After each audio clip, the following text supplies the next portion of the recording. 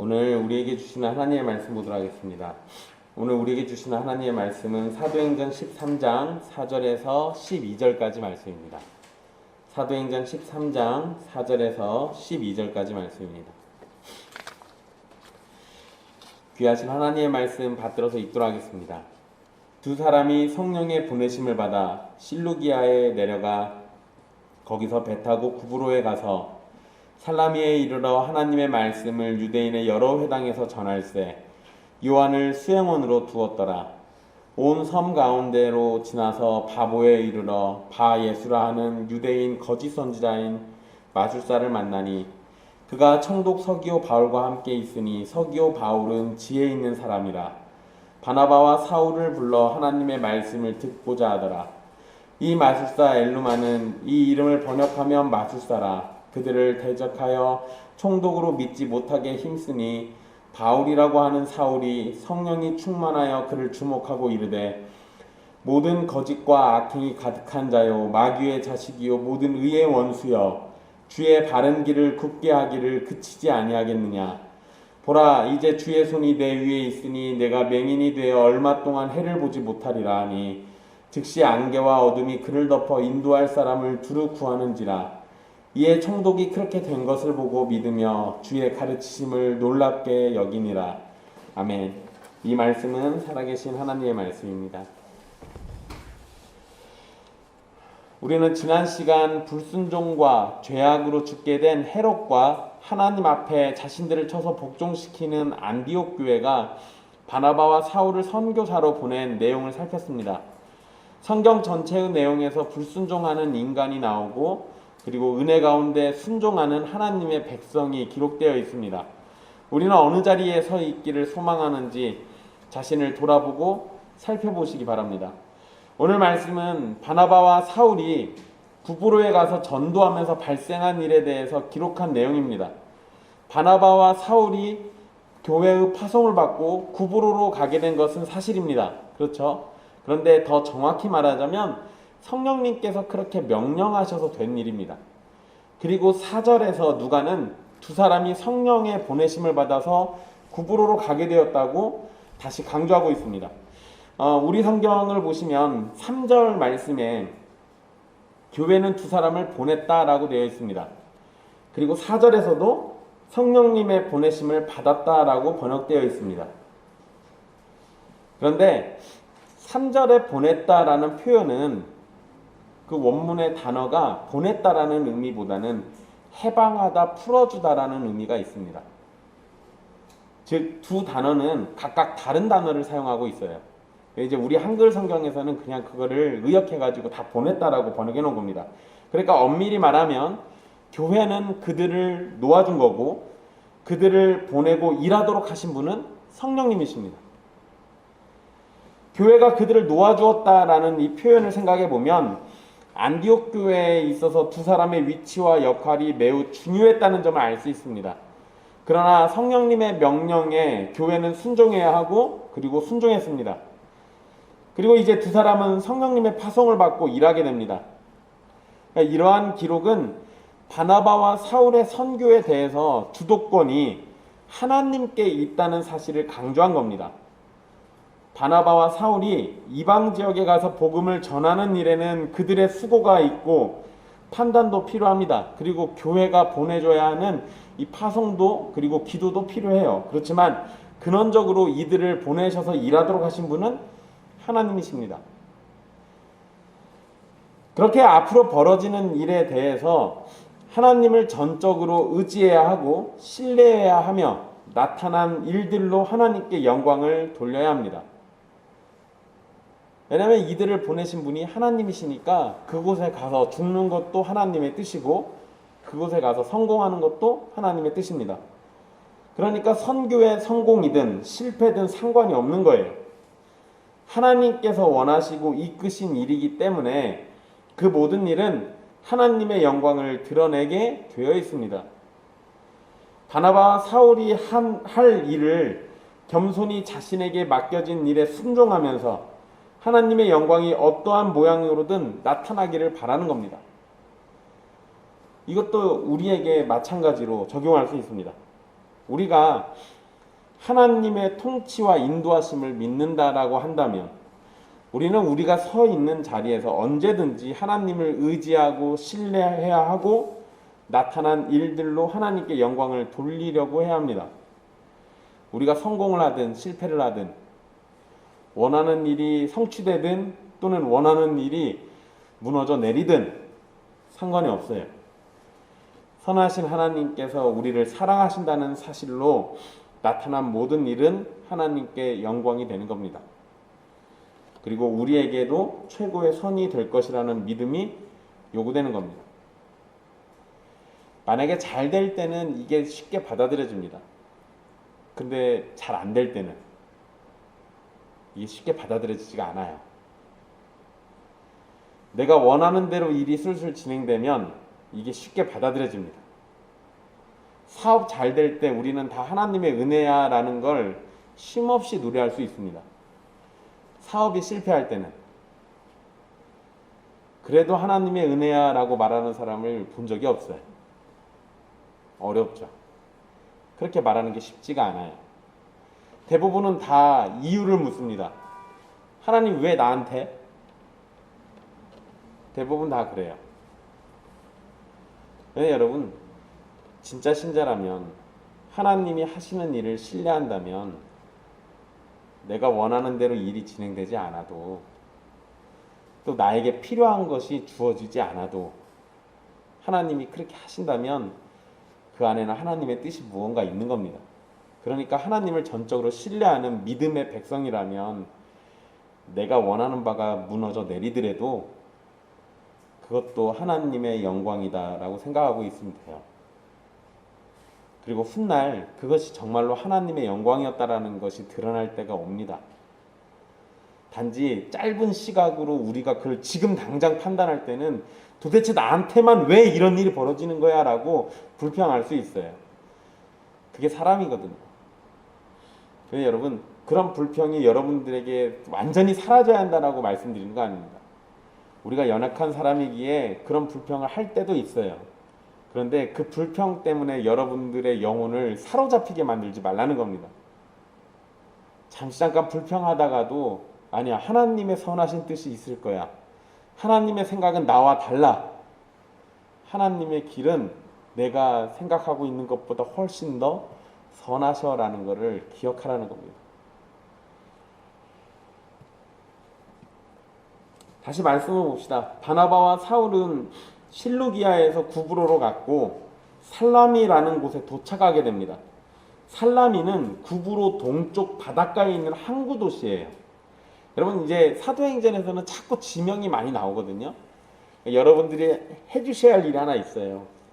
설교가 끝나면 지도를 펼쳐가지고 목사님이 얘기했던 데가 뭔지, 성경에 나와 있는 지역이 어느 지역이 어떻게 되어 있는지를 한 번쯤은 살펴보십시오. 그래야 나중에 성경을 이해하시는데 훨씬 더 도움이 돼요. 한 가지 예를 들어드리자면 여러분 우리 에베소서를 살폈잖아요. 그 에베소에 있는 교회에게 보낸 편지죠. 근데 여러분 에베소는 갈라디아 지역입니다. 웃기죠? 갈라디아 서가 따로 있는데 그건 갈라디아에 보내는 편지잖아요.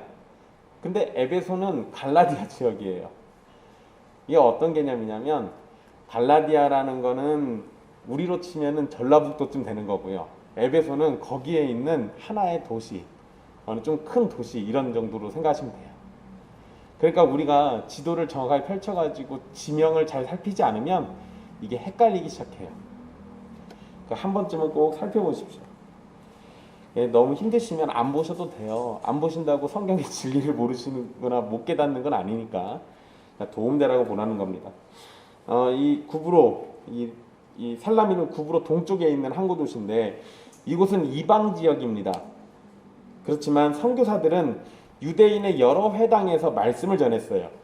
여러 회당에서 말씀을 전했다는 기록을 통해서 이방 지역이지만 이곳에 유대인들이 많이 있었구나라는 걸 우리는 알 수 있습니다.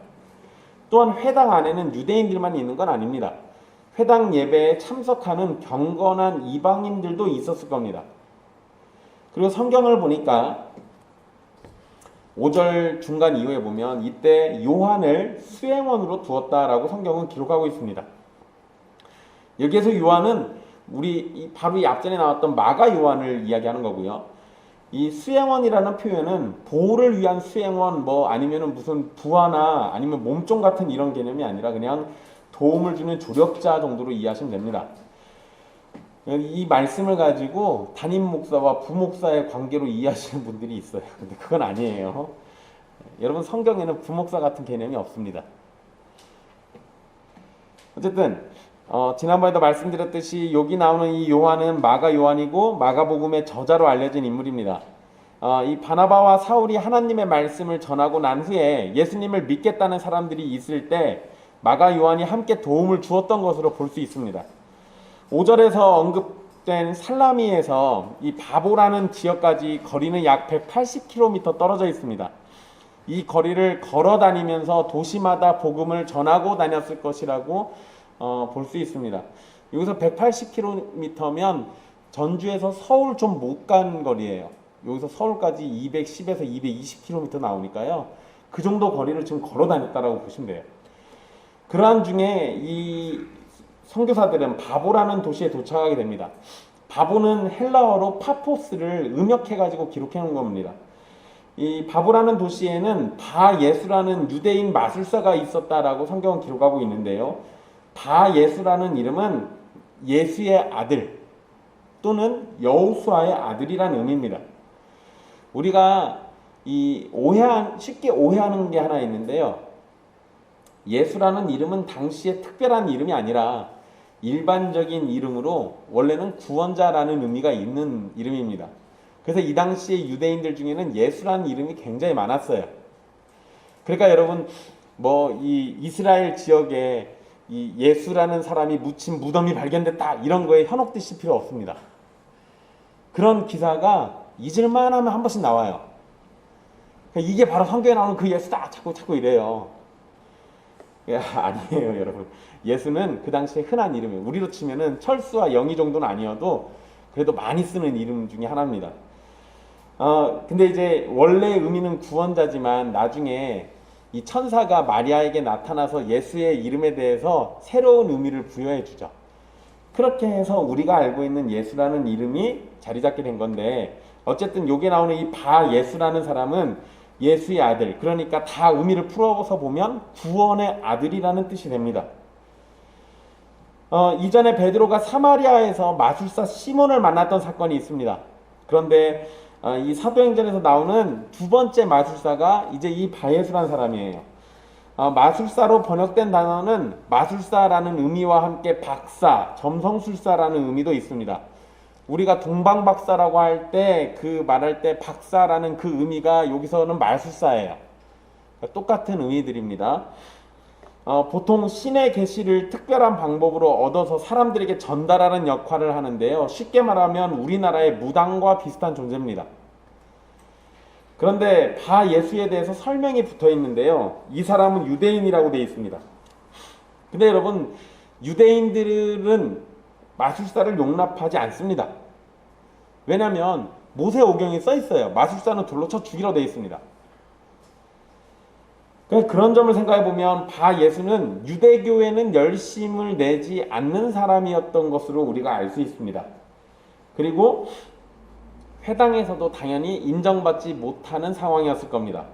만약에 회당에서도 인정받는 사람이었다면 문제는 더 심각해집니다. 유대인들은 마술사를 멀리 해야 돼요. 가까이 하면 안 돼요. 그런데 그런 사람을 만약에 회당 안에서도 받아들여주고 함께 한 유대인으로 살고 있었다면 그 지역에 있던 유대인들은 다 같이 율법을 어긴 사람들이에요. 그러니까 그렇게 되면 문제가 더 심각해지죠. 근데 성경이 이 부분에 대해서 더 자세히는 얘기하지 않으니까요. 그냥 이런 정도로만 알고 계시면 됩니다. 게다가 이 바예수를 거짓 선지자라고 부르고 있는데, 이 지점에서 우리는 유대인의 회당에서 인정받지 못한 사람이었을 것이다라고 추측할 수 있는 겁니다. 바예수 자체를 그냥 거짓 선지자라고 평가하고 있는 거 보면 그 지역에서 이미 널리 알려진 거짓 선지자인 거예요. 그가 신의 계시를 전달한다라고 주장을 할지라도 이미 그는 거짓 선지자로 유대인들에게 판단된 사람이었을 가능성이 큽니다. 그러니까 유대인들과는 얽히지 않았을 것이라고 보는 게 맞아요. 그리고 7절에서 보면 바예수가 어떤 존재인지에 대해서 더 자세히 설명을 하는데요. 그는 로마의 총독인 서기오 바울을 돕는 사람이라고 설명되어 있습니다. 즉 여러분, 유대교에 어울리지 않는 마술사에다가 거짓 선지자인 바예수는 로마 총독 곁에 있었던 사람입니다. 유대인에게 있어서 로마는 정복국가이고 로마의 총독은 자신들을 억압하는 억압 세력의 우두머리인데, 그런 총독 서기오 바울과 함께 있는 사람이라면 바예수는 정상적인 유대인이라고 볼 수 없는 사람이겠죠. 근데 여러분, 이게 바예수를 여기에서 극단적으로 이렇게 나타내는 이유가 있어요. 이따 다시 이야기 드리겠지만 바예수는 그 자체로 나쁜 사람이잖아요. 누가 봐도. 근데 바예수는 그냥 바예수만이 아니라 예수님을 믿지 않는 모든 사람들의 예표라고 볼 수 있어요. 바예수가 하는 짓을 보면 압니다. 잠깐 뒤에 설명드릴게요. 어쨌든 바예수에 대한 설명이 이렇게 나오는데요. 그런데 흥미롭게도 총독 서기오 바울에 대해서도 7절에 기록이 있습니다. 그는 먼저 지혜로운 사람이다 라고, 지혜 있는 사람이라고 기록했어요. 아무래도 여러분, 로마의 총독이라고 하려면 지적 능력이나 지도력, 판단력이 필요했을 겁니다. 그런 거 없이 총독이 되기가 어려워요. 여러분, 이거는 지금 우리나라에서 우리가 경험하고 있는 지도자의 개념하고 똑같이 이해하시면 어려워요. 이 당시는 관리를 조금만 잘못해도 폭동이 일어나가지고 나라가 전복되고, 또는 옆에 있는 나라들과 조금만 잘못하면 전쟁이 일어나가지고 바로 나라를 뺏길 수도 있고 빼앗을 수도 있는 상황이에요. 그러다 보니까 로마 황제가 한 지역의 총독을 임명하는데 그냥 돈 대충 받아가지고 자기한테 아부자라는 사람 세워놓고 이러지 않아요. 이 당시에 가장 뛰어난 엘리트들을 세우는 겁니다. 그러니까 총독 서기오 바울은 보통 똑똑한 사람이 아니었을 거예요. 굉장히 실력이 있는 사람이었을 겁니다. 그런데 여기에 성경에 굳이 이런 사람을 지혜 있는 사람이라고 표현하는 게 마음에 좀 걸려요. 어떤 학자들은 지혜가 있다고 표현한 것은 서기오 바울이 복음을 듣고 긍정적으로 반응했기 때문에 지혜가 있는 사람이라고 기록했다라고 설명을 합니다. 이게 아주 틀린 말이 아닌 것이, 구약의 표현을 따르면 지혜가 있는 사람은 주의 말씀을 듣고 행하는 사람이거든요. 그러니까 그 구약의 개념, 잠언에 나와 있는 그런 말씀의 개념을 생각해 본다면 이 의미가 아마 맞지 않을까라고 생각할 수 있어요. 또 이 서기오 바울은 두 번째로 바울과 바나바와 사울을 자발적으로 불러들였던 사람입니다. 어떻게 두 사람을 알게 됐는지는 정확하게 설명하지 않지만, 세 번째 설명이 그 하나님의 말씀을 듣고자 했다라는 거잖아요. 이것과 연결해가지고 생각해보면 바나바와 사울이 유대인의 여러 회당에서 전한 말씀에 대해서 관심을 가지고 직접 만나서 듣기를 원했던 것으로 볼 수 있습니다.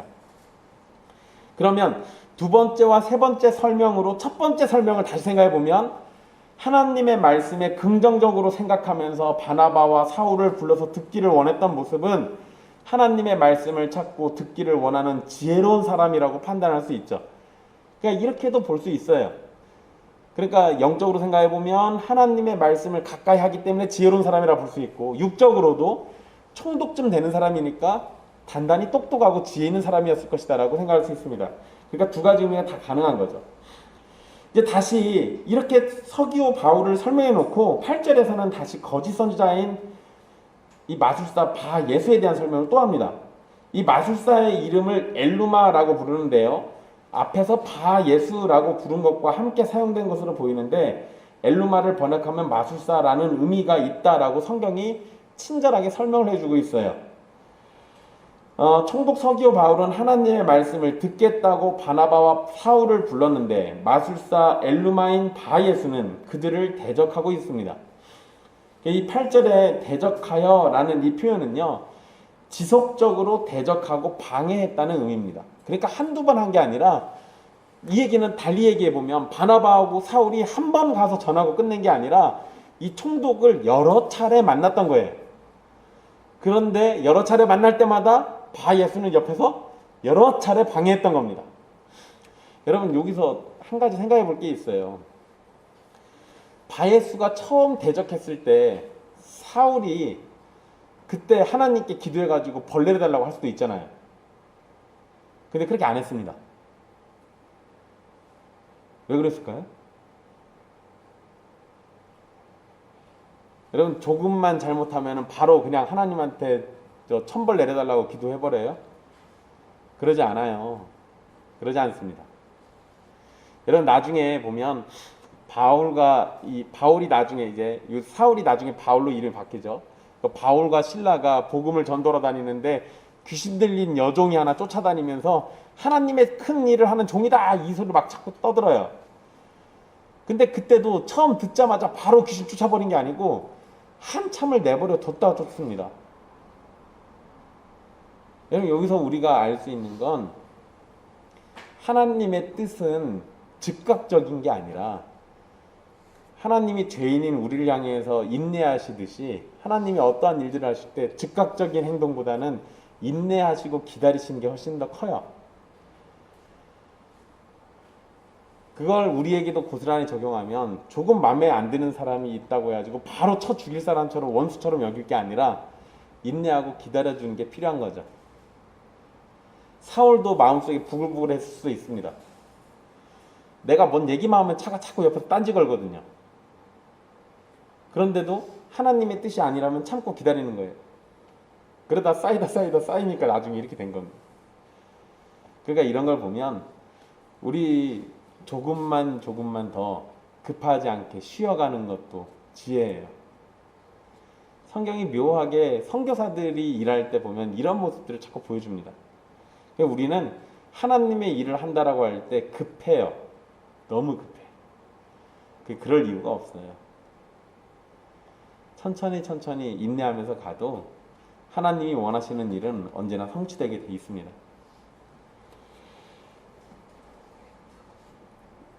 이 바예수가 대적한 이유가 뭐였을까요? 총독을 돕는 일을 했던 바예수 입장에서 보면 총독이 예수 그리스도를 통한 믿음과 구원을 갖게 돼버리면 자신의 마술을 의지하지 않을 것이 분명했기 때문에 대적하는 겁니다. 그러니까 여러분 이건 아주 쉽게 얘기하면 이런 거예요. 내가 원하는 바가 있는데 얘네들이 전하는 바대로 하면은 내가 원하는 걸 못해요. 내가 지금 누리고 싶은 게 있는데 이 선교사들이 하는 얘기대로 하면 내가 누리고 싶은 걸 못 누리게 되는 상황이에요. 그러니까 대적하죠. 제가 아까 바예수가 우리를 나타낸다라고 이 불신자들을 나타낸다라고 말씀드렸잖아요. 이런 점들 때문에 그런 겁니다. 이런 상황 가운데 지금까지 사울이라고 불리던 인물의 또 다른 이름이 이제 언급됩니다. 사울은 히브리식 이름이고요. 바울은 헬라식 이름입니다. 저도 어릴 때 속고 살았어요. 사울은 큰 자고 바울은 작은 자라고 들었는데 알고 봤더니 그게 아니었어요. 그냥 히브리식으로 사울인데 그걸 헬라식으로 바꾸면 바울이 됩니다.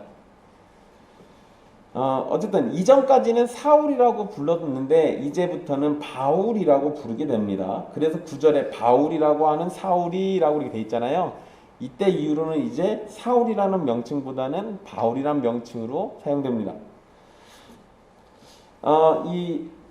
일단 이때 히브리식에서 헬라식으로 이름이 바뀌는 거는요. 이방인 선교를 위해서 부름을 받은 선교사라는 점에서 헬라식 이름으로 불리는 것이 더 적합하기 때문이에요. 그러니까 이렇게 부르는 것도 나쁘지가 않죠. 여러분 재미나게도요. 우리나라에 왔던 선교사들 다 영어 이름, 외국 이름일 거 아니에요. 근데 선교사들이 우리나라에 정착해서 활동할 때 그 외국 이름을 한국식으로 바꿔가지고 사용했습니다. 그래서 이렇게 보면은 한국 사람 이름 같기도 하고 중국 사람 이름 같기도 하고 이런 식이에요. 그럼 나중에 여러분들이 그 선교사들과 관련된 책들을 보시면 그런 것들을 확인해 보실 수 있어요. 그러니까 이런 걸 생각해 보면요, 우스갯소리인데 김규환 목사는 빨리 태국식 이름을 하나 짓는 게 맞아요. 얼른 지어가지고 교회에 보고해 보세요. 네. 설교 듣고 있겠죠?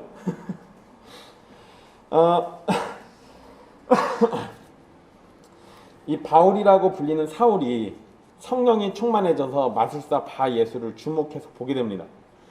바울은 성령이 충만해진 상태에서 바 예수의 영적 상태를 판단했고요, 그를 향해서 하나님의 심판을 선언하게 됩니다. 이러한 모습은 거짓 선지자인 바 예수와 대조적으로 하나님의 참된 선지자인 바울의 모습을 보여주는 거예요. 이제 두 사람이 대조되는 겁니다. 바울은 바 예수에 대해서 모든 거짓과 악행이 가득한 자, 마귀의 자식, 모든 의의 원수라고 평가합니다. 모든 거짓과 악행이 가득한 사람인 바 예수는 성령이 충만한 바울과 대조가 되죠. 거짓과 악행이 가득한 사람이기 때문에 하나님의 말씀을 온전히 알지도 못하고 전하지도 못할 것입니다. 그리고 하나님께서 말씀을 주시지도 않을 거예요. 그러나 바울은 하나님의 말씀을 온전히 깨닫고 그 안에 있는 진리와 생명의 말씀을 전하고 있습니다. 그리고 바예수가 어떻게 해서 선지자라고 불렸는지 우리는 그 과정을 알지 못하잖아요. 근데 바울 같은 경우는 다메섹 도상에서 예수님이 친히 오셔가지고 불렀어요. 자신의 일을 위해서 쓸 그릇이라고 부르셨습니다. 그러니까 여기에서도 분명히 대조가 되는 겁니다. 바 예수를 마귀의 자식이라고 부르면서 모든 의의 원수라고 부른 것도 하나님의 자녀이고 의의 자녀인 바울과 완전히 대조되는 표현입니다. 그가 속임수로 사람을 속이고 거짓 선지자이기에 마귀에게 속한 사람이 분명합니다. 그렇게 의를 지키거나 선을 행하기보다 악을 행하고 의를 대적하는 존재임이 당연한 거죠. 바울은 바 예수에 대해서 말하고 난 다음에 그가 주의 바른 길을 굳게 만든다라고 얘기합니다. 바 예수가 마귀에게 속한 사람이고 의를 대적하는 사람이기 때문에 필연적으로 주님의 바른 길을 굳게 만드는 일을 하는 겁니다.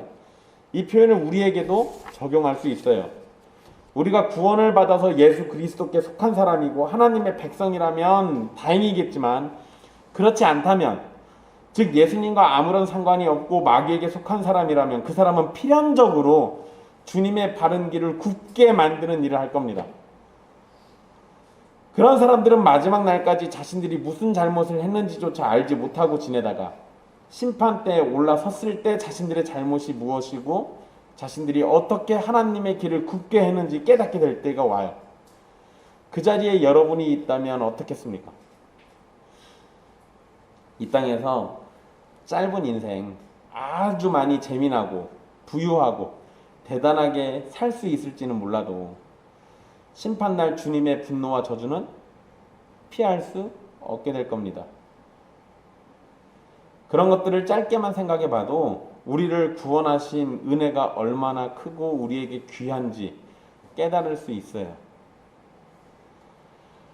본문에서 주의 바른 길을 굳게 한다는 것은 바나바와 바울이 총독 서기오 바울에게 복음을 증거할 때 그것을 믿지 못하게 했던 8절의 기록과 같은 행동 때문입니다.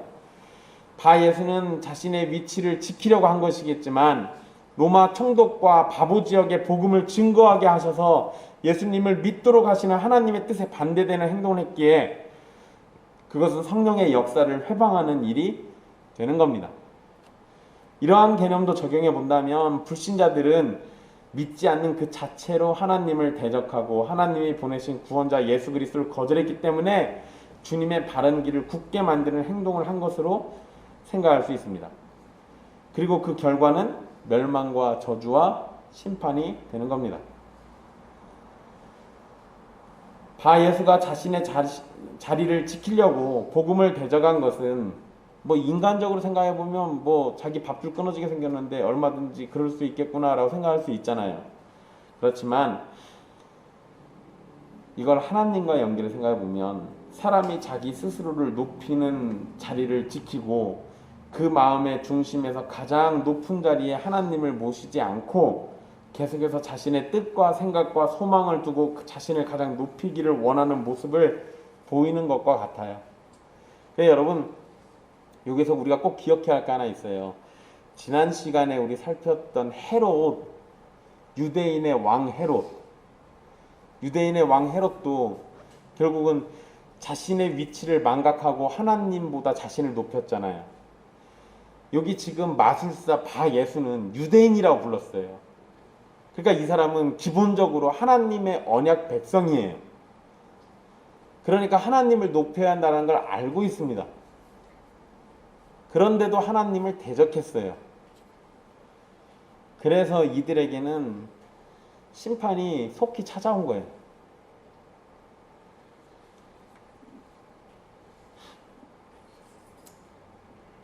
그래서 여러분 이 말씀을 보시면 이 바울이 11절에 보면 그 주의 손이 바예수 위에 있다라고 이제 말을 합니다. 바예수가 하나님을 대적했기 때문에 하나님은 심판의 팔을 내미셔서 바예수를 징벌하시려는 거예요. 바울을 통해서 선포되는 즉각적인 심판은 바예수의 눈이 멀게 되는 것이었습니다. 그런데 여러분 이 형벌은 기한이 정해져 있어요. 영원히 맹인이 되는 것이 아니라 얼마 동안 해를 보지 못한다고 하셨기 때문입니다.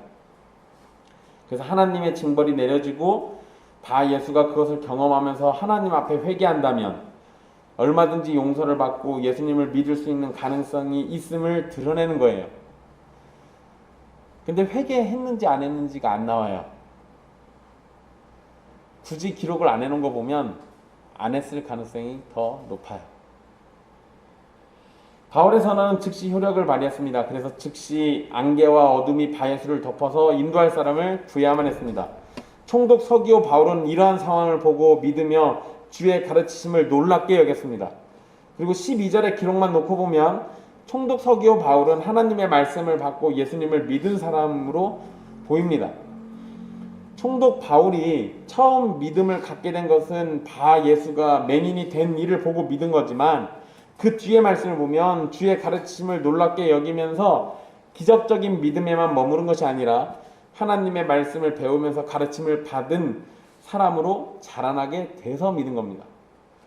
그래서 총독 서기오 바울은 바나바와 바울이 이방 선교를 떠나서 복음을 증거하고 다녔는데 그 가운데 성경에 기록된 이름들 중에서 바나바와 이 바울이 전도한 사람들 중에서 예수님을 믿게 된 첫 번째 이방인으로 이름이 기록돼요.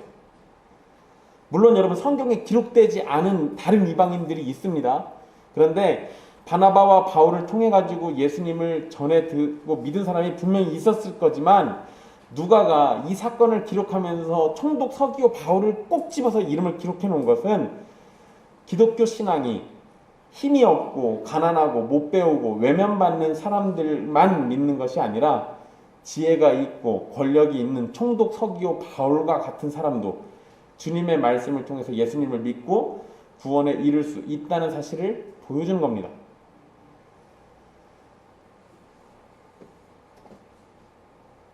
여러분 이거 사실 총독 입장에서 보면 예수를 믿기가 어려워요. 왜 그럴까요? 총독이니까 이 사람은 어디 사람일 것 같아요? 로마 사람이에요. 그리고 총독이잖아요. 빌라도 같은 사람이라고요. 그런 위치에 있는 사람이 모르겠습니까? 지금 바나바하고 바울이 전하는 예수를 모를까요? 그럴 리가 없어요. 자기와 똑같은 총독인 어느 인물이 예루살렘에서 이 예수라는 사람 죽인 거 알고 있거든요. 너무 많이 알려진 이야기라서 모를 리가 없어요. 근데 자기와 똑같은 위치에 있는 총독이 죽인 인물인데 자기가 이제 그 사람을 믿는다고요. 이게 쉬운 일일까요? 쉽지 않아요. 그러니까 누가가 이 사람을 콕 집어서 이렇게 기록해 놓은 걸로 볼 수 있습니다. 거짓 선지자 바예수가 바울의 선언과 함께 하나님의 징계를 받게 됐을 때 바울과 바나바가 전한 복음의 말씀은 더욱 힘있게 총독 서기오 바울에게 들어갔고 그가 믿는 역사가 일어나게 됐습니다. 교회를 반대하는 세력은 항상 있었지만 헤롯이 실패하고 바예수가 망한 것처럼 하나님께서 친히 보호하시는 교회를 누구도 무너뜨릴 수 없다는 것이 성경의 진리예요. 그래서 제가 자꾸 이야기 드리잖아요. 동성애 때문에 두려워하지 말고, 이슬람교 때문에 두려워하지 말고, 좌파나 공산당 때문에 두려워하지 말라는 거예요. 여러분, 이 세상에 그 어떤 것도, 세상의 것들은 하나님의 교회를 향해서 좋게 반응하는 게 없어요. 근데 숱한 공덕들 속에서도 교회는 수천 년을 이어오고 있어요. 앞으로도 주님이 오시는 그날까지 교회는 결단코 무너지지 않을 겁니다. 여러분, 우리가 이런 논리에 너무 쉽게 무너져요. 일제강점기 때 신사참배 안 하면 교회 문 다 닫게 한다 그러니까 그때 신사참배 했던 목사들이 대부분 다 했던 얘기가 그거예요. 교회 문 닫히면 누가 예수님 전하냐? 교회 문 닫히면 누가 전도하고 누가 복음을 증거하냐? 그러니까 우리가 교회를 지키기 위해서 신사참배한다. 교회를 지키는 건 우리가 아니고 하나님이 지키신다고요. 근데 왜 하나님을 버리고 우상에게 절하면서 교회를 지키겠다는 소리를 해요? 말이 안 되잖아요.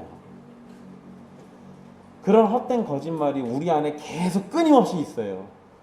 속지 마십시오. 이 세상 그 어떤 것도 교회를 무너뜨릴 수 없고, 우리가 아무리 애쓰고 노력한다 하더라도 우리 힘으로는 교회를 지킬 수도 없어요. 하나님께서 하실 겁니다.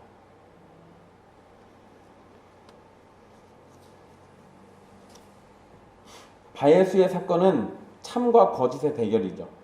성령이 충만한 사람과 거짓과 악행이 가득한 사람의 대결입니다. 그리고 예수 그리스도 안에 있는 자와 마귀의 자식인 자의 대결입니다.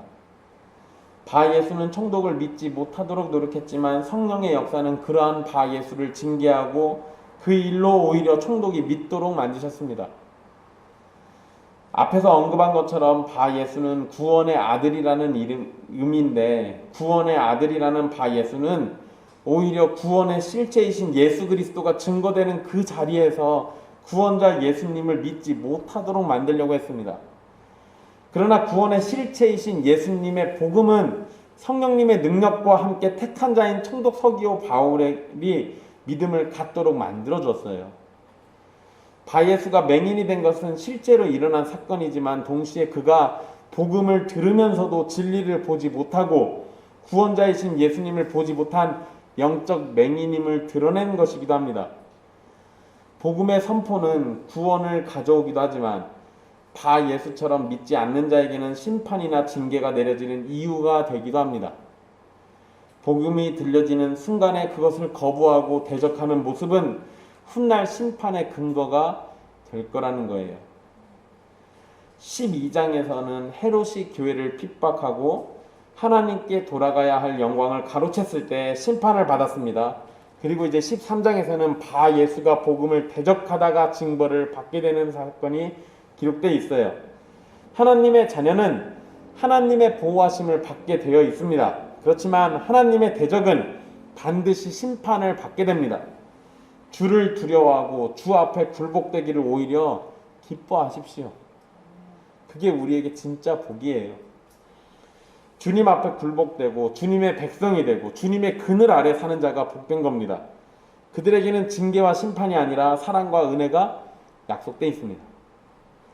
13장 1절에 지난 시간에 살폈던 말씀을 다시 연결해 생각해 보면, 안디옥 교회에 있는 선지자와 교사들의 이름 가운데 분봉왕 헤롯의 젖동생 마나엠이 기록되어 있음을 우린 지난번에 살폈습니다. 분봉왕 헤롯은 하나님의 대적으로 죄악된 길에서 돌아서지 못했죠. 그는 하나님의 심판을 피할 수도 없었습니다. 피할 수 있는 유일한 길인 예수 그리스도를 거절했어요. 분봉왕 헤롯은 구원자의 길을 예비하는 세례 요한의 목을 잘라버렸고 구원자이신 예수님을 신문했고 희롱하면서 빌라도에게 넘겨서 십자가에 죽이도록 만든 인물입니다. 그런 인물의 젖동생이라고 불리는 마나에는 은혜를 입은 자가 되어서 안디옥 교회의 선지자와 교사가 됐습니다. 분봉왕 헤롯은 주님의 원수가 되었을 때 그의 젖동생 마나에는 주님의 백성이 되고 지체가 되고 권속이 되어서 주님의 몸을 섬기는 일꾼으로 부름을 받았습니다. 하나님께서는 징계하실 자에게 징계를, 그리고 은혜 베푸실 자에게 은혜를 주십니다.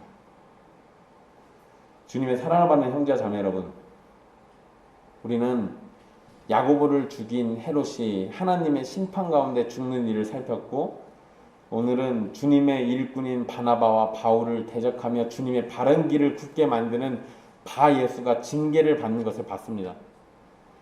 그리고 동시에 하나님의 말씀이 힘있게 퍼져나가는 상황이 되었고, 총독 서기오 바울은 믿음을 갖게 되었음을 살폈습니다. 여러분은 어떤 자리를 소망하고 사십니까? 분봉왕 헤롯과 같은 바 예수입니까? 아니면 서기오 바울입니까?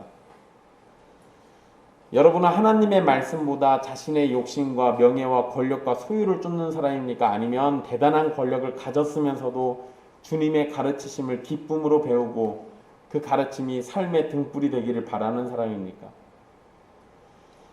여러분이 예수님을 믿고 구원의 자리에 있다면 그것이 여러분에게 항상 기뻐하고 감사할 이유가 된다는 사실을 잊지 마십시오.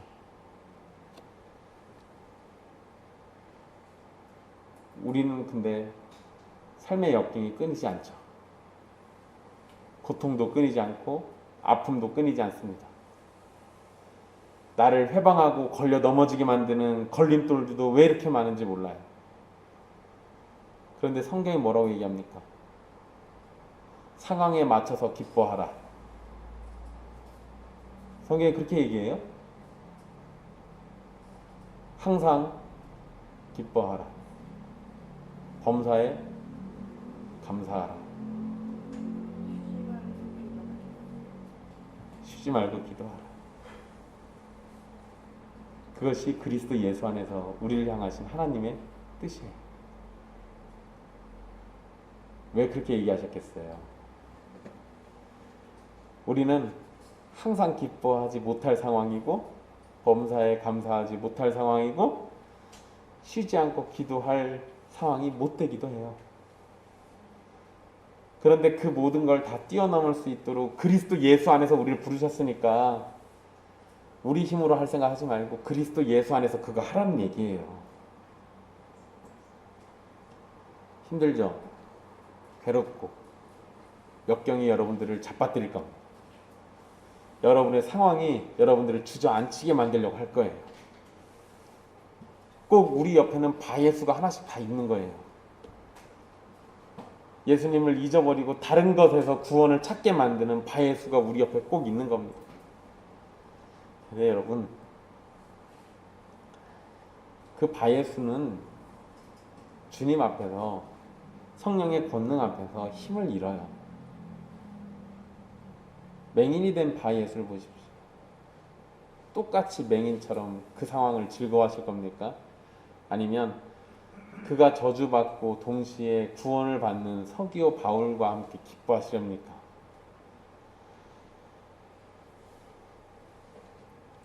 우리에게 성령의 은혜가 없으면 바 예수처럼 헤롯처럼 복음을 거절하는 유대인들처럼 주의 바른 길을 굳게 만드는 일에 최선을 다하다가 죽음을 맞이하고 영원한 저주와 심판을 만나는 인생이 될 겁니다. 그러니까 우리를 구원하시려 친히 오셔서 구원의 길을 열어주신 우리 주 예수 그리스도 안에서 굳세게 거하기를 소망하십시오. 그리고 그 안에서 우리에게 사랑의 은혜를 내려주심에 감사하고 찬양과 순종으로 주 앞에서 살아가기를 소망하십시오.